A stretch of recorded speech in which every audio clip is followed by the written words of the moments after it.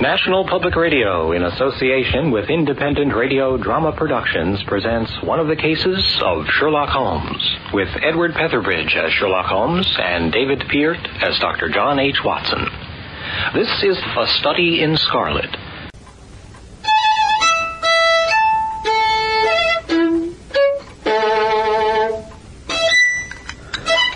Haven't cleaned this revolver for years. Bullets, right. Ready for action. The plot thickens. I have just had an answer to my American telegram. My view of the case is the correct one. And that is? My fiddle will be better for new strings. Put your pistol in your pocket. When the fellow comes, speak to him in an ordinary way. Leave the rest to me. Don't frighten him by looking at him too hard. It's 8 o'clock now. Yes. He will probably be here in a few minutes. Open the door slightly. That will do. Oh, now put the key on the inside. Mm-hmm. Thank you. There's the servant passing along the hall. Does Dr. Watson live here? Good Lord, it's an old woman. No man of violence here. Here she is, blinking in the light and fumbling in her pocket with shaky fingers. Holmes looks so disconsolate I shall burst out laughing if he doesn't stop. It's this as has brought me, good gentleman. Oh, she's dropped another curtsy. A gold wedding ring in the Brixton Road. It belongs to my girl Sally, who was married only this time 12 months, which her husband is steward aboard a Union boat, and what he'd say if he'd come home and found her without her ring is more than I can think. He being short enough at the best of times, but more especially when he has the drink. If it please you, she went to the circus last night along with... Is that her ring? The Lord be thanked. Sally will be a glad woman this night. That's the ring. And what may your address be? 13 Duncan Street, Houndsditch. A weary way from here. The Brixton Road does not lie between any circus and Houndsditch. The gentleman asked me for my address. Sally lives in lodgings at 3 Mayfield Place, Peckham. And your name is? My name is Sawyer. Hers is Dennis, which Tom Dennis married her. And a smart, clean lad, too. As long as he's at sea, and no steward in the company more thought of. But when on shore, what with the women and what with liquor shops? What am I to do, Holmes? Ah, he's nodded. Here is your ring, Mrs. Sawyer. It clearly belongs to your daughter, and I am glad to be able to restore it to the rightful owner. I'm most grateful to you two gentlemen. You saved our lives. Thank you so much. I'm most sorry I can't show more what I feel as gratitude. Good night. Good night. I'll call him up. She must be an accomplice, and will lead me to him. Wait up for me. But Holmes!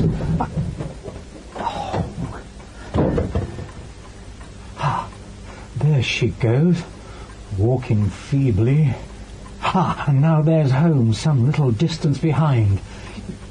Oh, they're out of view now. Either his whole theory is incorrect, or else he will be led now to the heart of the mystery.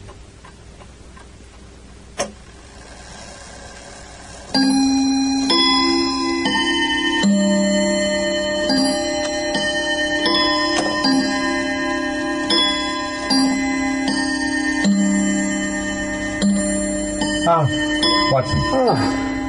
How kind of you to wait up for me.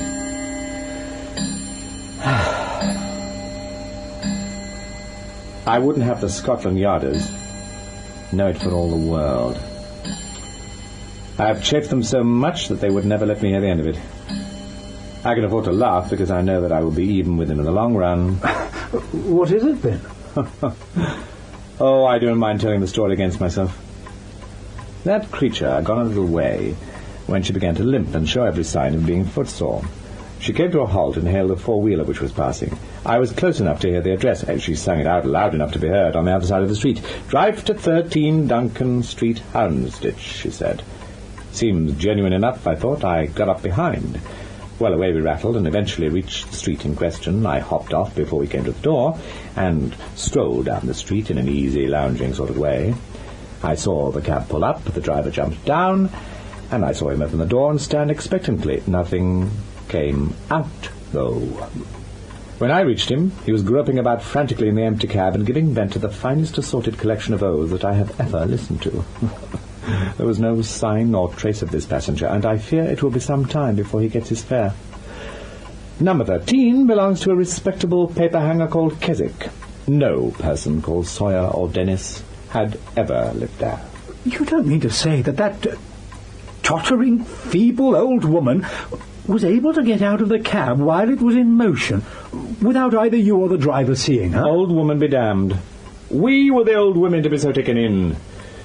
It must have been a young man, and an active one, too, besides being an incomparable actor. The get-up was excellent. He saw that he was followed and used this means of giving me the slip. It shows the man we are after is not as lonely as I imagined he was, but has friends who are ready to risk something for him. Now, my dear Watson, you look knocked out.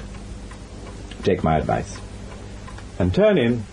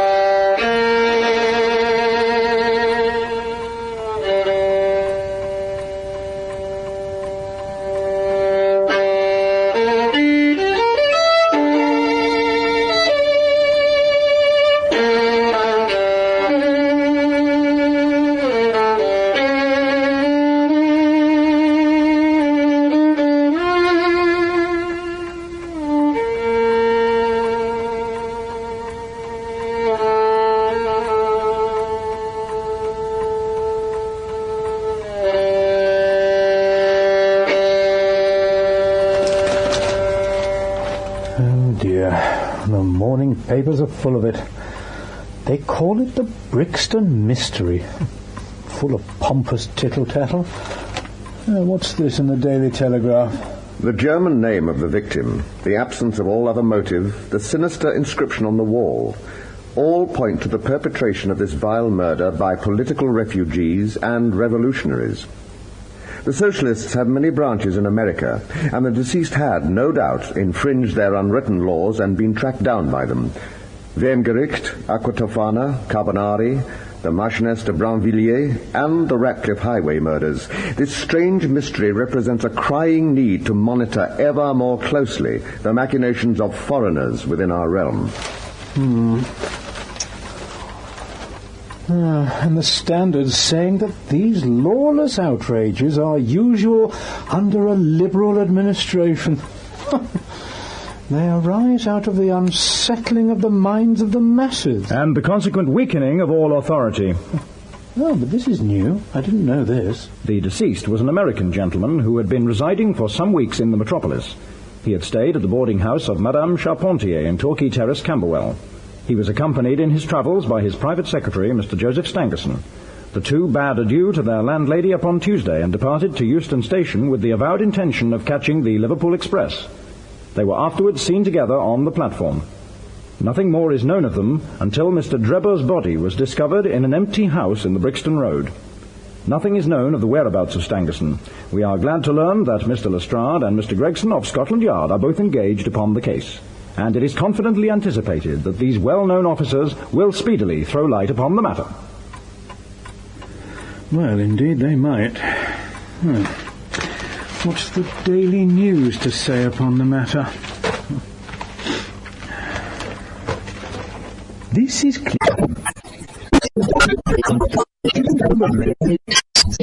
recollection of all that they had undergone. Dear. Oh, what's this about Stangerson? Every effort should be made to find the Secretary Stangerson and to ascertain some particulars of the habits of the deceased. A great step has been gained by the discovery of the address of the house at which he had boarded. a result which was entirely due to the acuteness and energy of Mr. Gregson of Scotland Yard. Ah, good morning, Holmes. Have you seen the papers? I told you, whatever happens, Lestrade and Gregson will be sure to score. That depends on how it turns out. Oh, bless you, it doesn't matter in the least. If the man is caught, it will be on account of their exertions. If he escapes, it will be in spite of their exertions. It's heads I win, tails you lose. Whatever they do, they'll have followers. Un sot trouve toujours un plus sot qu'il admire. Just who do you think you are? Get out of here! Out there, you! I'll call the police! What on earth is going on? That, my dear Watson, is the Baker Street division of the Sherlock Holmes Detective Force. Good God. The dirtiest and most ragged collection of street urchins I have ever clapped my eyes on. Here we are, come on, you lot, come Attention! In future, you shall send up Wiggins alone to report, and the rest of you must wait in the street. Yeah, that's right. Have you found it, Wiggins? No, sir, we ain't. I hardly expected you would. You must keep on until you do. Here are your wages. Oh, right. Oh, thank you kindly, Mr. Holmes. Now off you go, and come back with a better report next time. Right, come on, you lot, come on. Clear off the lot of you! I'm watching all of you, you thieving little beggar! Get out of my house! Shut up. There's more work to be got out of one of those little beggars than half a dozen of the force. The mere sight of an official-looking person seals men's lips. These youngsters, however, go everywhere and hear everything. They're as sharp as needles, too. All they need is organisation. Have you been employing them on the Brixton case? Yes. There is a point which I wish to ascertain. It is merely a matter of time. Aha! We are going to hear some news now, my dear Watson. Gregson's coming down the road with self-satisfaction written all over every feature of his face. Yes. He's stopping. There he is. My dear fellow, congratulate me. I have made the whole thing as clear as day. Do you mean that you're on the right track? The right track? Why, sir, we have the man under lock and key. And his name is? Arthur Charpentier, sub-lieutenant in Her Majesty's Navy. My dear Gregson, take a seat and try one of these cigars. We are anxious to know how you managed it. Will you have some whiskey and water? Oh, I don't mind if I do. The tremendous exertions which I've gone through during the last day or two have worn me out. Not so much of bodily exertions, you understand. No, it's a strain on the mind. You'll appreciate that, Mr. Sherlock Holmes. We are both brain workers. You do me too much honour. Let us hear how you arrived at this most gratifying result. Oh, thank you. The fun of it is that the fool Lestrade, who thinks himself so smart, has gone off on the wrong track altogether. He's after the Secretary Stangerson, who had no more to do with the crime than the babe unborn. I have no doubt that he has caught up with him by this time. And how did you get your clue? I'll tell you about it. Of course, Dr. Watson, this is strictly between ourselves. The first difficulty that we had to contend with was the finding of this American's antecedents. Some people would have waited until their advertisements were answered, or until parties came forward and volunteered information. That is not Tobias Gregson's way to work. You remember the hat beside the dead man? Yes, by John Underwood and Sons, 129 Camberwell Road. I had no idea that you noticed that. Have you been there? No. You should never neglect a chance, however small it may seem. To a great mind, nothing is little. Well, I went to Underwood and asked him if he had sold a hat of that size and description. He looked over his books and came on it at once. He'd sent the hat to a Mr. Drebber, residing at Charpentier's boarding establishment, Torquay Terrace. Thus I got his address. Smart, very smart. I next called upon Madame Charpentier. I found her very pale and distressed. An uncommonly fine-looking woman she is, too. But she was looking red about the eyes, and her lips trembled as I spoke to her. That didn't escape my notice. I began to smell a rat. You know that feeling, Mr. Sherlock Holmes, when you come upon the right scent, a kind of thrill in your nerves. Have you heard of the mysterious death of your late boarder, Mr. Enoch J. Drebber of Cleveland, I asked? She nodded. She didn't seem able to get out a word. I felt more than ever that she knew something of the matter. I asked the next question. A very important question this was. I'm sure. At what o'clock did Mr. Drebber leave your house for the train? At 8 o'clock. His secretary, Mr. Stangerson, said that there were 2 trains, one at 9:15 and one at 11. He was to catch the first. And that was the last which you saw of him? A terrible change came over the woman's face as I asked the question. Her features turned perfectly livid. It was some seconds before... Plainly, I do not think that is the whole truth. You had best tell me all that you know about it now. Half-confidences are worse than none. Besides, you do not know how much we know of it. Oh, sir, I will tell you all, sir. Do not imagine that my agitation on behalf of my son arises...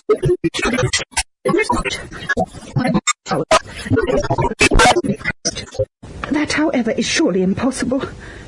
His high character, his profession, his antecedents would all forbid it. Yes, your best way is to make a clean breast of the facts. Depend on it, if your son is innocent, he will be none the worse. It seems I have no alternative. I will tell you all without omitting any particular. It's your wisest course. Mr. Drebber has been with us nearly 3 weeks. He and his secretary, Mr. Stangerson, had been travelling on the continent. I noticed a Copenhagen label upon each of their trunks, showing that that had been their last stopping place. Stangerson was a quiet, reserved man, but his employer, I'm sorry to say, was quite the other extreme. He was coarse in his habits and brutish in other ways. The very night of his arrival, he became very much the worse for drink. And indeed, after 12 o'clock in the day, he could hardly ever be said to be sober. His manners towards the maidservants were disgustingly free and familiar. Worst of all, he speedily assumed the same attitude towards my daughter Alice, and spoke to her more than once in a way which, fortunately, she's too innocent to understand. On one occasion, he actually seized her in his arms and embraced her, an outrage which caused his own secretary to reproach him for his unmanly conduct. Why did you stand all this? I suppose you can get rid of your boarders when you wish. Would to God that I had given him notice on the very day that he came. But it was a sore temptation. £14 a week, and this is the slack season. I'm a widow, and my boy in the Navy has cost me much. I grudged to lose the money. I acted for the best. But this last was too much, however, and I gave him notice to leave on account of it. That was the reason of his going. Well? My heart grew light when I saw him drive away. My son is on leave just now, but I did not tell him anything of this, for his temper is very fond of his sister. When I closed the door behind them, a load seemed to be lifted from my mind. Alas, in less than an hour there was a ring at the bell, and I learned that Mr. Drebber had returned. He was much excited, and evidently the worse for drink. He forced his way into the room where I was sitting with my daughter and made some incoherent remark about having missed the train. He then turned to Alice, and before my very face proposed to her that she should fly with him. He said, "You are of age, and there is no law to stop you." He said he had plenty of money.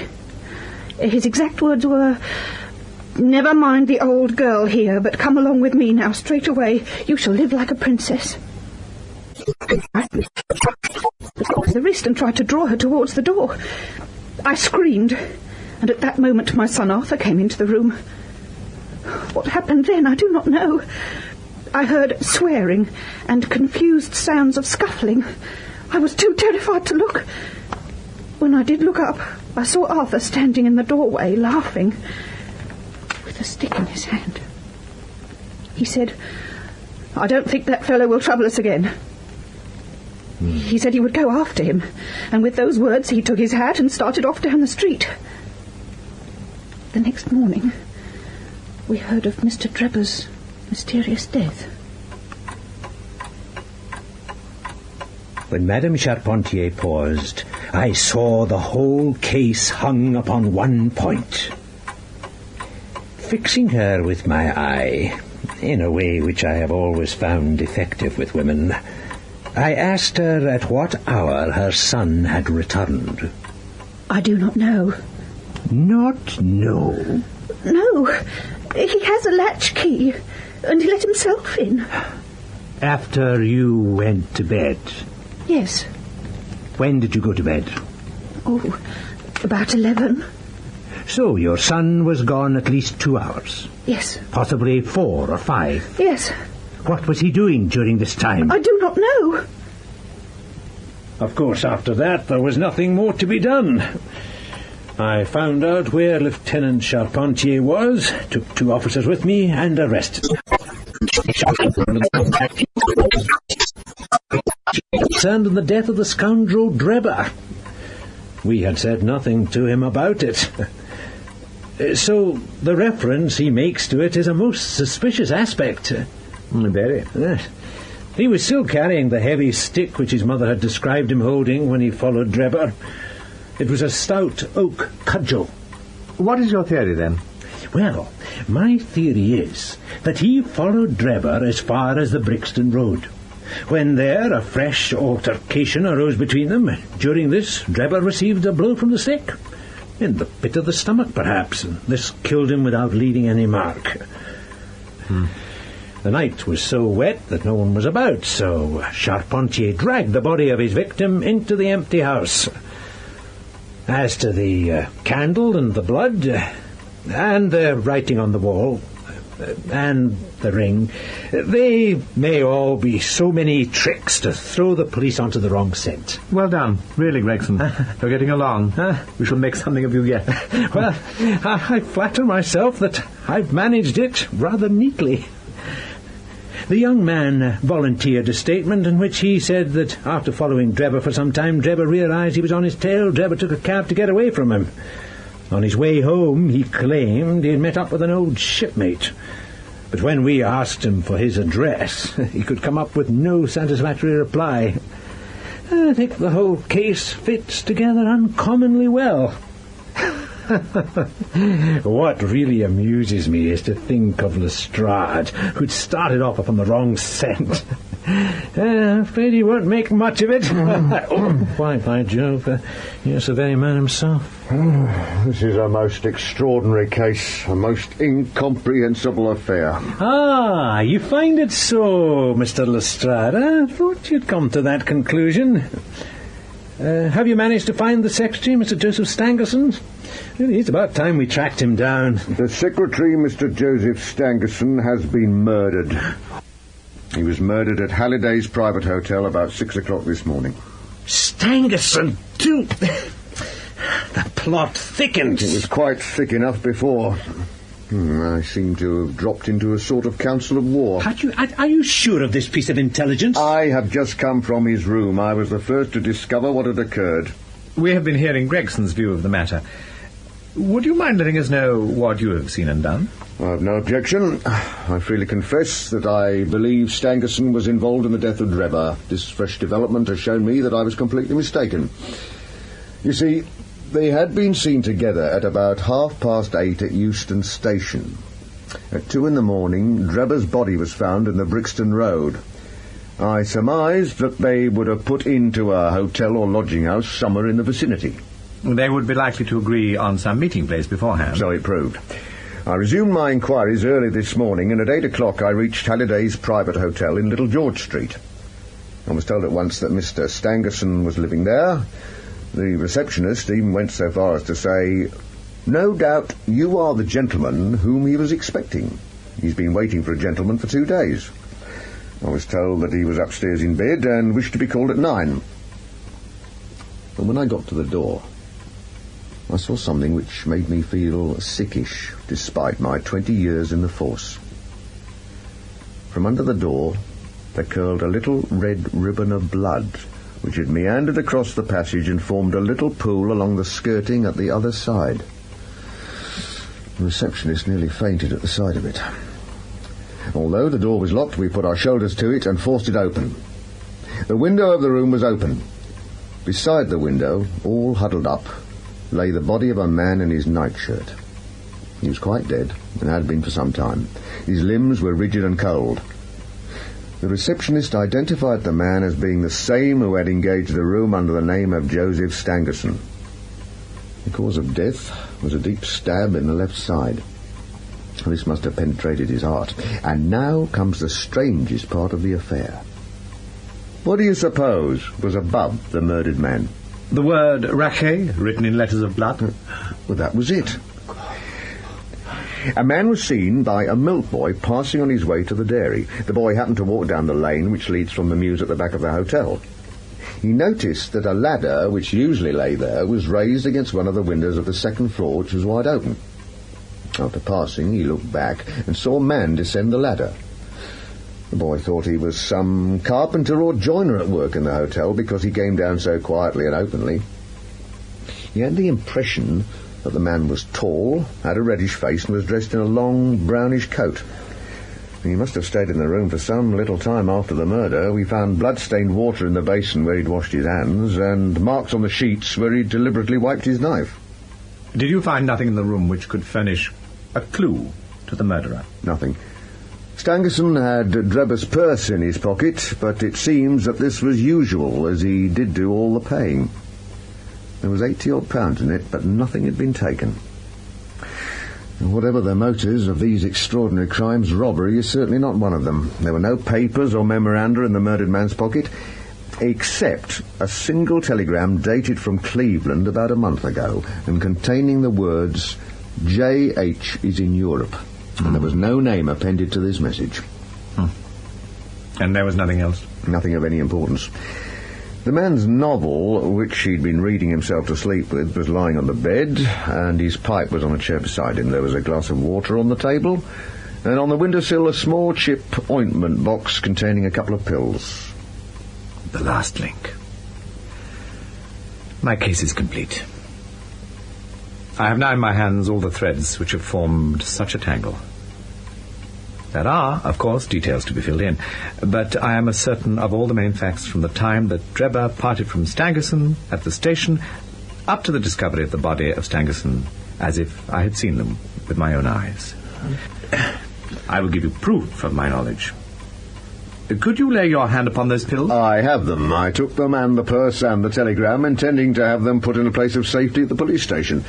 You're very lucky I have them with me now, because I'm bound to say I do not attach any importance to them. Give them here. Now, Dr. Watson, are these ordinary pills? I would say not. They're pearly grey and almost transparent to the light. From the lightness and transparency, I should imagine that they're soluble in water. Precisely so. Now, would you mind going down and fetching that poor little devil of a terrier? Edward Petherbridge was Sherlock Holmes, with David Peart as Dr. John H. Watson.